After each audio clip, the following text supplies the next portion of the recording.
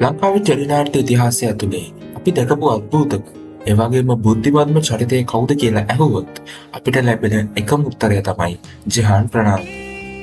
ගොඩක් අයට ජෙහාන් කියන්නේ නිකම් මාස්ටර් මයින්ඩ් කෙනෙක් හරි දක්ෂ හොරෙක් හරි විතරයි.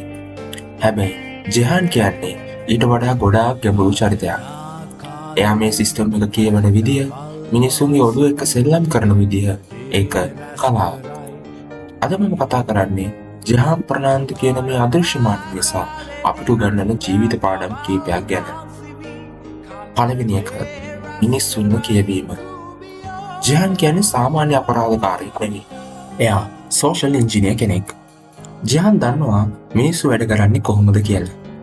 මිනිස්සුන්ගේ බය, ආශාව, තණ්හාව පාවිච්චි කරලා Tamanට ඕන දේ එයා කරගන්නවා.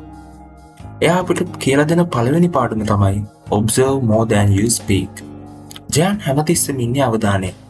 එයා මිනිස්සුන්ගේ පුංචිම දේ පවා නිරීක්ෂණය කරනවා. ඕනෑම ප්‍රශ්නයකදී ජෙහාන් කලබල වෙන්නේ නැහැ. එයා ඒ ප්‍රශ්නේ දිහා බලන්නේ හරියට නිකන් චෙස් බෝඩ් එකක් දිහා බලනවා වගේ. එයා හැමතිස්සෙම ඉන්නේ හතුරාට වඩා පියවර 10ක් ඉස්සරහින්. දෙවෙනි එක කලබල නොවන මනස.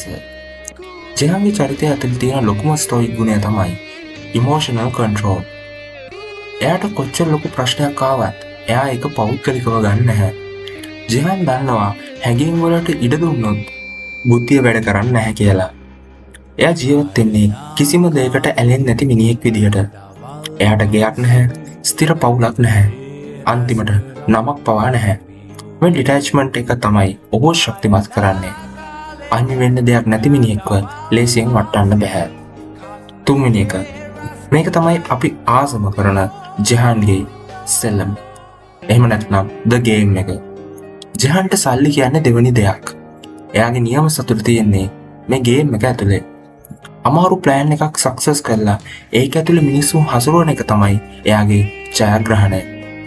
ජෙහාන් අපිට උගන්වන වැදගත්ම දේ තමයි think for yourself.